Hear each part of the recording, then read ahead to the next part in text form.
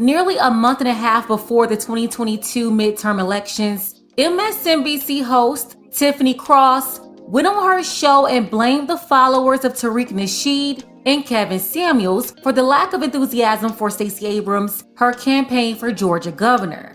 Tiffany said that Black men needed to stop listening to Tariq and Kevin Samuels and told them to get in line with Black women.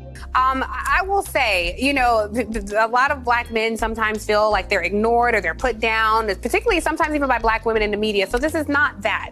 But I do hear Roland's point that felt ignored. But you feel ignored and then you go over to the other side. The oppressed feel oppressed. So then you go and try to align with the oppressor. So I'm not putting Black men down, but sometimes it's like, well, some of you Kevin Samuels following Tariq Nasheed quoting people, please look at the truth and see what's happening and get in line with some of the Black women.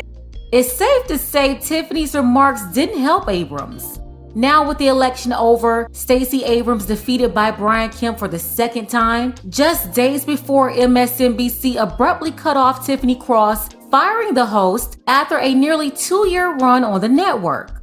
Take a second to make sure that you're subscribed to the channel. Click the notification bell for all updates. If you're watching from Georgia, drop GA below in the comments.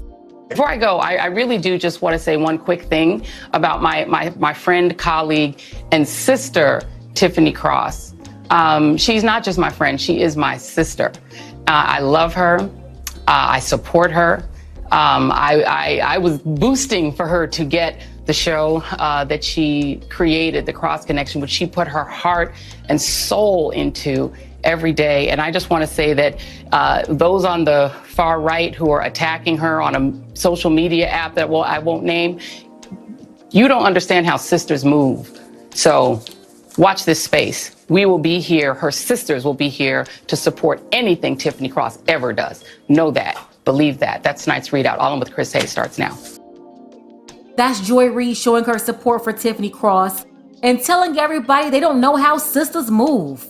She said sisters will support whatever Tiffany has in store for the future. And right now, they're coming together to stand in solidarity with Tiffany. The Huffington Post reported that over 40 Black leaders sent a letter to protest MSNBC firing Tiffany Cross. And side note, who's following these so-called leaders? And two, the things they will come together to support is just crazy. Out of all of the real issues impacting Black people in general, Black men, women, and children, all they can think to come together to lend their support for is a Black woman, one token Black woman who lost her job? What about all the Black families evicted? Mostly single families, Black women, a lot of them losing their homes and their jobs. And we're basically in a recession right now. People losing everything, and all they could think about is one talking head pushing political agendas on all of us and telling us to blindly follow their little clique of people, totally ignoring logic and shaming us if we ask any questions. Questions like, what are you all going to do for our votes? Just like any other group would ask.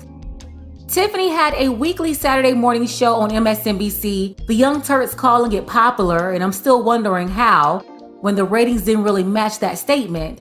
A lot of you never even heard of the program until her comments telling Black men to fall in line with Black women. A popular show? When there are tons of YouTube shows with higher ratings than that show on MSNBC? But anywho, the Young Turks said they will hire Tiffany. So Tiffany, if you need a job, they're waiting on you. Thought I'll pass that message along. Back to the 40 people protesting MSNBC's decision to cut Tiffany off.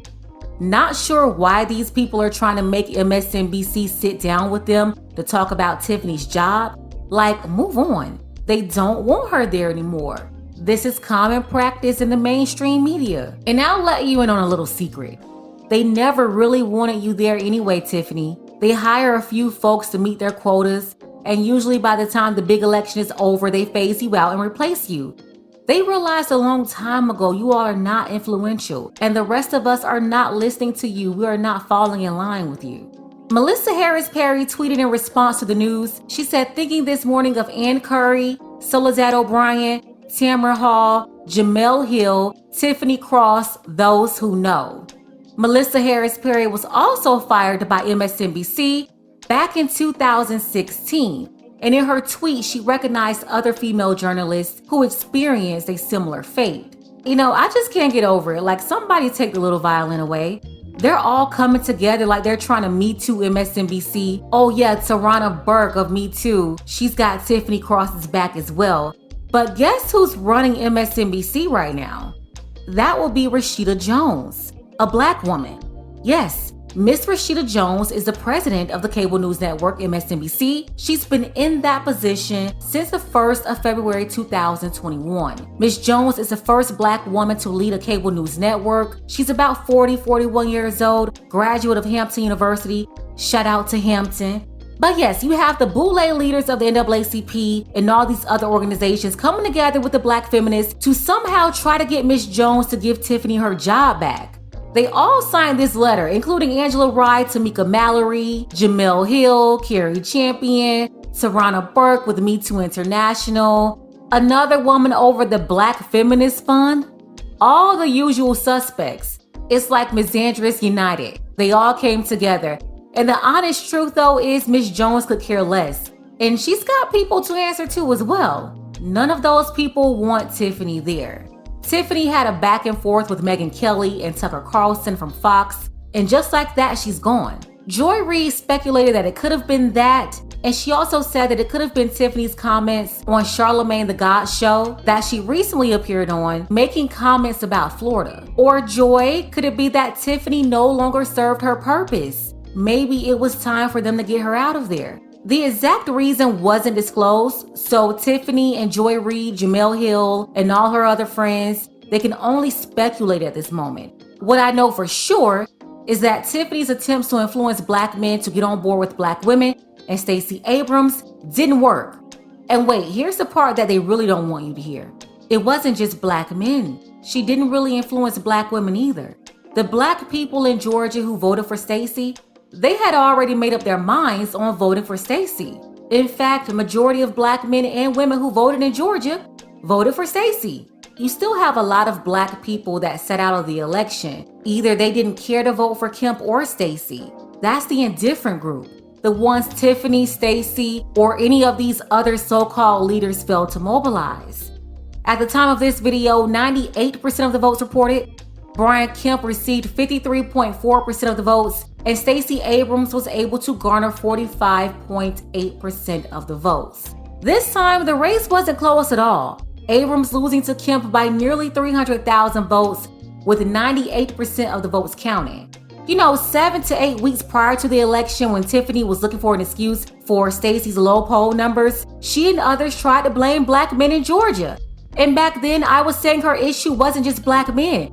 She failed to mobilize black people in general. Same for Raphael Warnock. Like, how did Herschel Walker, even come this close to him? Now they're going into a runoff. Like how? The problem isn't just Stacey Abrams. It's not just about black men. It's about the party who black people supported the most over decades and its disrespect towards its own supporters. That's what it's about. I also believe that the fix is very simple. They just don't want to do anything. Stacey Abrams was influential in getting Georgians registered to vote just in time for 2020, helping the party gain support along with circumstances brought on by the pandemic, social outrage, and I thought Biden was going to pick her as his running mate, but instead he chose Kamala. If they cared so much about Stacey's work, they would have given her a job within his administration, but instead they tried to elevate her into a political rock star. And yes, Stacey Abrams definitely has more national recognition versus Kemp. She's been supported by Hollywood. But guess what? Georgia isn't Hollywood. Let's go ahead and get the conversation started. Stacey lost the governor's race for the second time. What do you think is next for her?